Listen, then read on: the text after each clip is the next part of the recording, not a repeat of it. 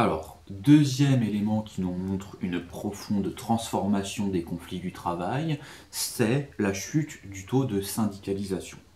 Petit rappel important à noter, on parle de syndicats de travailleurs pour qualifier les associations de salariés qui ont pour objectif de défendre, de promouvoir des intérêts spécifiques.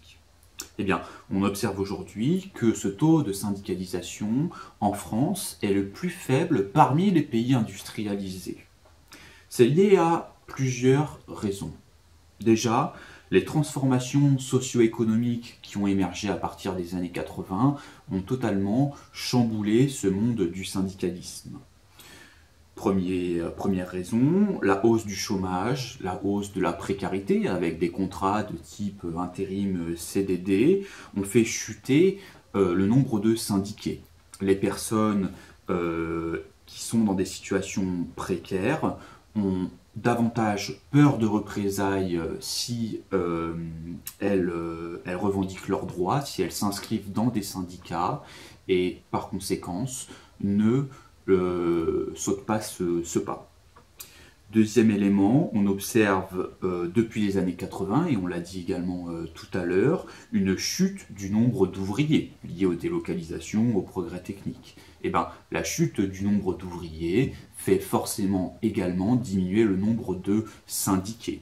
On peut penser à des secteurs comme celui de l'automobile, mais aussi celui de la sidérurgie ou encore des mines, où l'affaiblissement, voire la disparition totale du nombre d'ouvriers sur certains foyers de travailleurs qui étaient emblématiques du syndicalisme français, ont disparu. Autre raison qui explique cette chute du taux de syndicalisation, c'est une raison qui est plutôt liée à l'évolution du fonctionnement interne des syndicats. Durant les années 60, on observait que le représentant syndical était un salarié parmi d'autres. Il était en contact avec ses collègues sur le terrain. Et bien désormais, le représentant syndical est un professionnel de la représentation. D'accord ? Il n'est plus en contact sur le terrain avec ses collègues. Il ne se rend sur le terrain que lors des campagnes qui lui permettent ensuite d'obtenir des voix et donc un poste en tant que représentant syndical. Eh bien, cette professionnalisation du syndicalisme a créé une crise de défiance envers les syndicats, de la même façon qu'aujourd'hui la professionnalisation de la politique a créé également une défiance envers les élus. Une défiance qui s'exprime désormais en politique par l'abstention.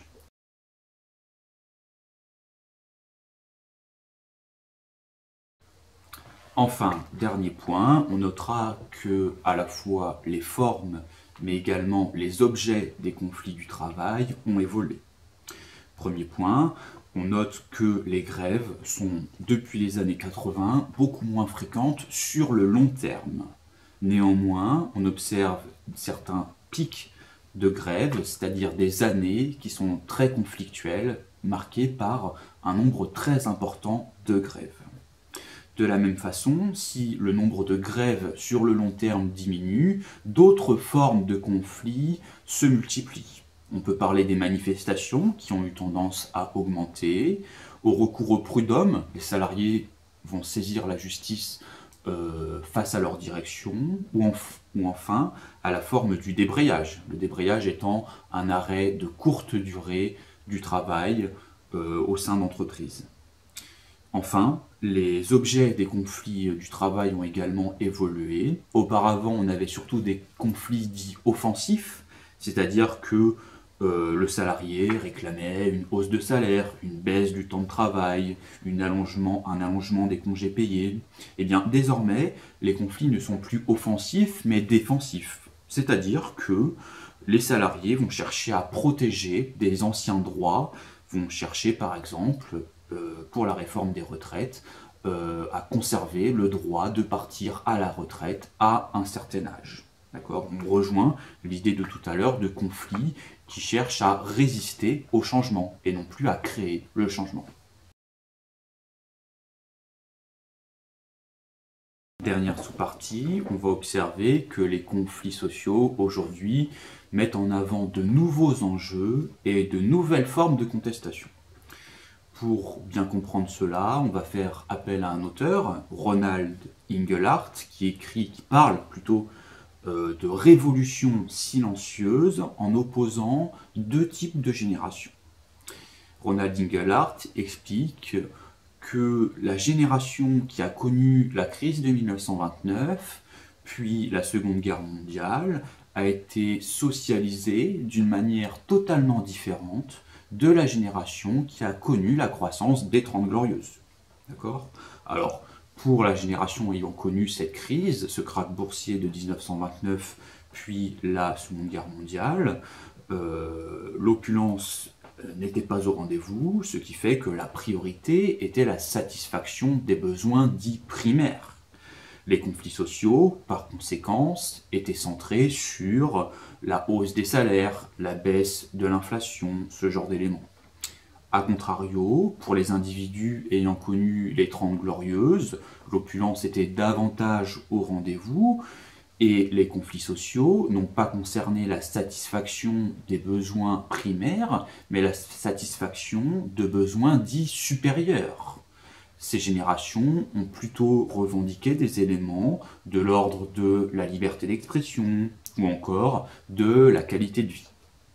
Voilà, ce constat générationnel amène Ronald Inglehart à distinguer les anciens mouvements sociaux des nouveaux mouvements sociaux.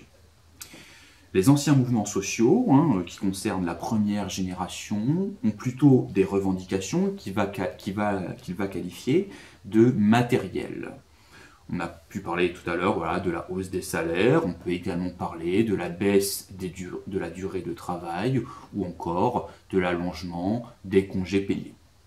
De la même façon, ces anciens mouvements sociaux ont en l'espèce des acteurs qui sont plutôt des acteurs institutionnels hiérarchisés, c'est-à-dire par exemple des partis politiques, des syndicats, avec une direction très forte, une direction qui va passer des mots d'ordre directement aux personnes qui sont sous leurs ordres. On est dans une hiérarchie très importante. De la même façon, les anciens mouvements sociaux mettent en avant plutôt les classes sociales au sens de Karl Marx, c'est-à-dire d'un côté les prolétaires, de l'autre les bourgeois. Enfin, pour finir, les anciens mouvements sociaux ont comme mode d'action un mode d'action qui est plutôt traditionnel, c'est-à-dire la grève, la manifestation, etc. D'un autre côté, les nouveaux mouvements sociaux ont des revendications non plus matérielles, mais post-matérielles. Exemple, l'écologie ou la défense des droits de l'homme. Les acteurs des nouveaux mouvements sociaux sont des acteurs qui, cette fois, refusent cette forte hiérarchisation, mais préfèrent une décentralisation, c'est-à-dire que tout un chacun, dans l'organisation, peut participer à la vie d'un acteur qui est souvent une association ou une ONG.